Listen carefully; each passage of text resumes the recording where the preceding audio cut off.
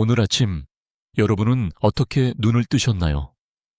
알람 소리에 번쩍 눈이 떠지던가요? 아니면 청은망은 무거운 몸을 이끌고 딱 5분만 더를 외치며 간신히 몸을 일으키셨나요? 사실 우리 대부분은 후자일 겁니다. 하지만 제가 오늘 드릴 이야기는 단순히 아침에 일어나기 힘들다는 수준의 게으름이나 피로에 대한 이야기가 아닙니다.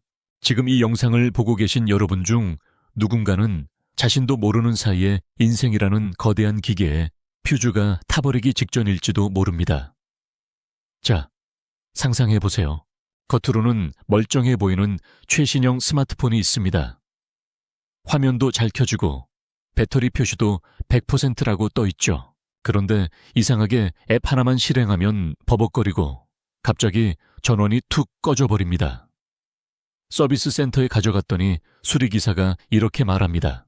이건 배터리 문제가 아니라 내부 기판이 이미 다 녹아내렸는데요.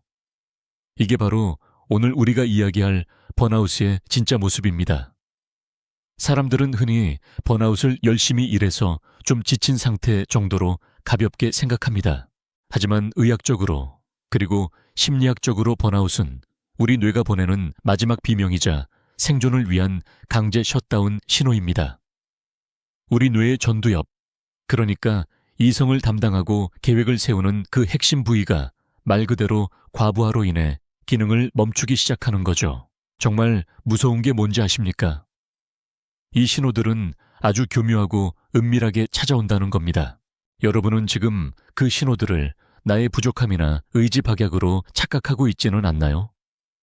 오늘 저는 여러분의 뇌가 더 이상 버틸 수 없다고 제발 좀 살려달라고 보내는 그 소름 끼치는 전조 증상들을 아주 깊숙이 파헤쳐보려 합니다.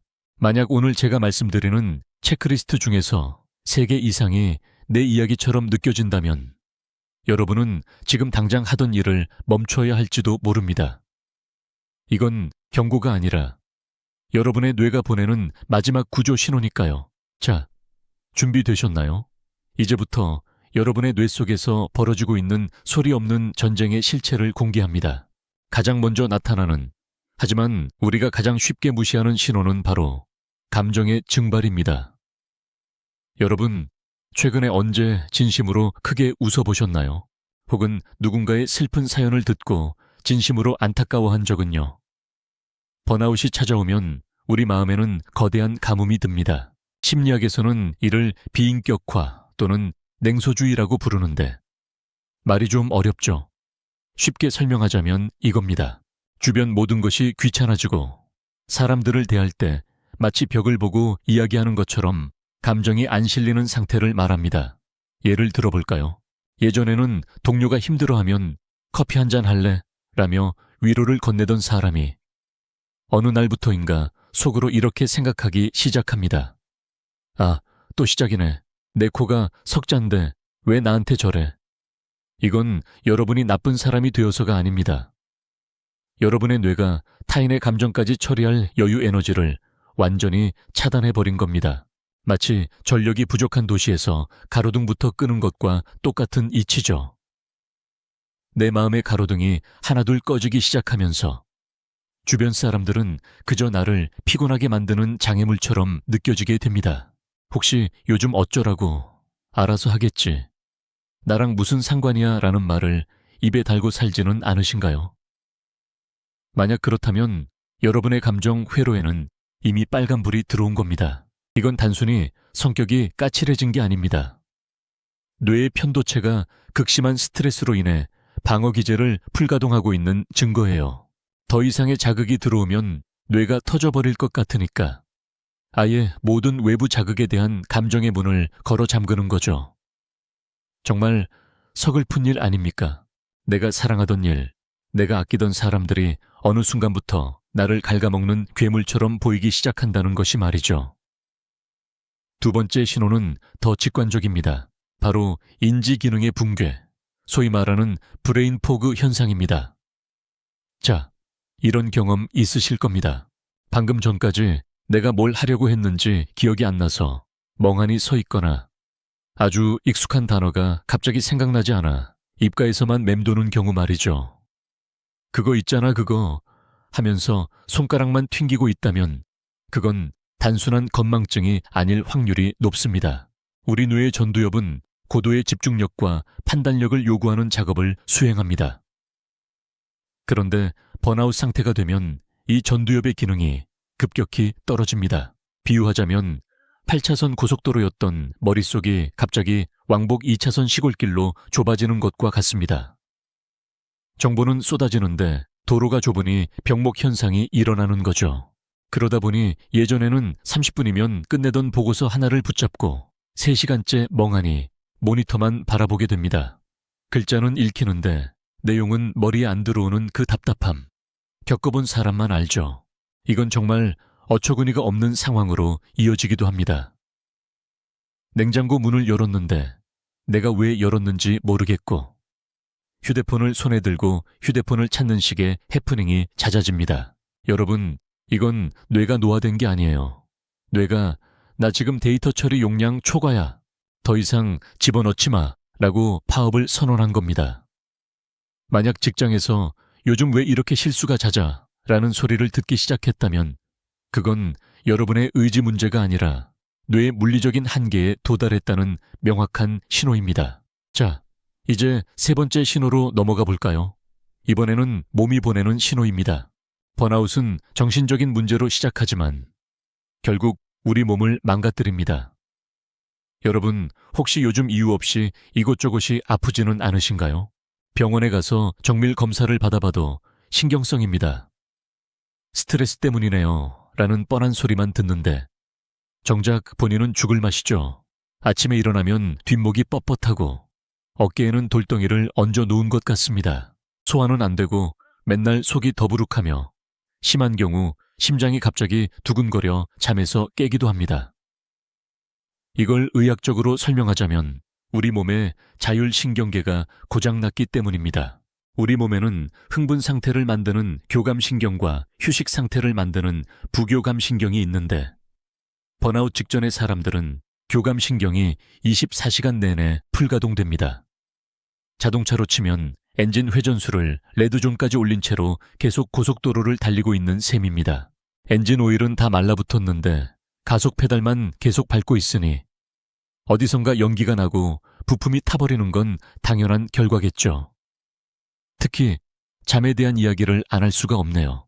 번아웃의 전조 증상 중 가장 괴로운 게 바로 피곤해 죽겠는데 잠이 안 오는 현상입니다. 몸은 녹초가 되어서 침대에 쓰러졌는데 머릿속은 마치 대나처럼 말똥말똥합니다. 오늘 했던 실수, 내일 해야 할 일, 5년 전 쪽팔렸던 기억까지 온갖 생각이 꼬리에 꼬리를 물고 이어집니다. 겨우 잠들어도 깊은 잠을 못 자고 자꾸 깨죠. 이건 우리 뇌가 생존 모드에 진입했기 때문입니다. 원시시대에 맹수에게 쫓기던 인간의 뇌처럼 지금 여러분의 뇌는 주변을 경계하느라 잠을 허락하지 않는 거예요. 지금 여러분의 안방을 호랑이가 어슬렁거리고 있다고 생각해 보세요. 잠이 오겠습니까? 뇌는 지금 업무와 스트레스를 그 호랑이로 인식하고 있는 겁니다. 4번째 신호는 바로 보상 심리의 폭주입니다. 여러분, 퇴근길에 갑자기 미친 듯이 매운 음식이 당기거나 평소엔 관심도 없던 물건을 쇼핑카트에 무더기로 담고 있지는 않나요? 아니면 유튜브 쇼츠나 릴스를 보다 보니 벌써 새벽 3시가 된 적은 없으신가요? 오늘 하루 너무 힘들었으니까 이 정도는 보상받아야 해 라는 생각, 아주 위험한 신호입니다. 번아웃이 오면 뇌는 더 이상 일상적인 일에서 도파민, 즉 행복 호르몬을 만들어내지 못합니다. 뇌가 워낙 지쳐 있다 보니 웬만한 자극에는 반응을 안 하는 거죠. 그래서 더 강하고 더 자극적이고 더 즉각적인 쾌락을 찾게 됩니다. 자극적인 음식, 충동구매, 알코올, 끝없는 영상 시청. 이런 것들에 집착하게 되는 건 사실 여러분의 뇌가 도파민 수혈을 요구하고 있기 때문입니다. 문제는 이게 밑 빠진 독에 물 붓기라는 겁니다. 잠깐은 기분이 나아지는 것 같지만 다음날 아침이면 더 큰 공허함과 죄책감이 찾아옵니다. 그리고 그 스트레스를 풀기 위해 다시 더 강한 자극을 찾는 악순환에 빠지죠. 여러분, 혹시 내가 왜 이러지 싶을 정도로 무언가에 탐닉하고 있다면 그건 여러분이 절제력이 없어서가 아닙니다. 뇌가 정서적 허기에 허덕이며 비명을 지르고 있는 겁니다.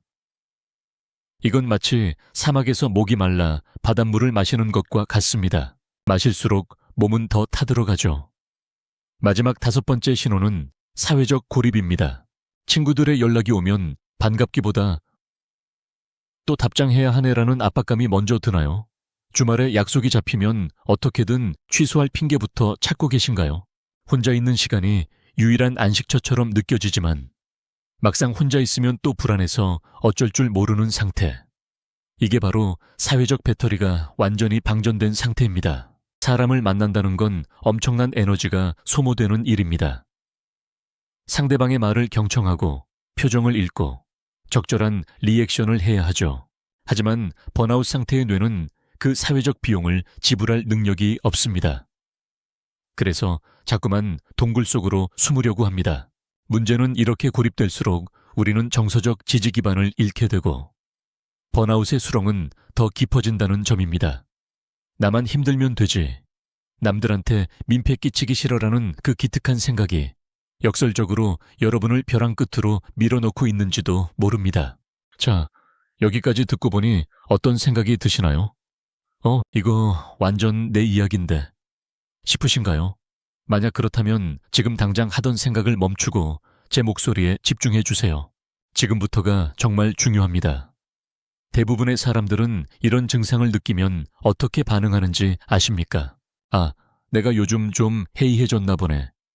정신 차려야지라며 자신을 채찍질합니다. 아니면 남들도 다 이렇게 살아. 나만 유난 떠는 거야라며 애써 무시하죠.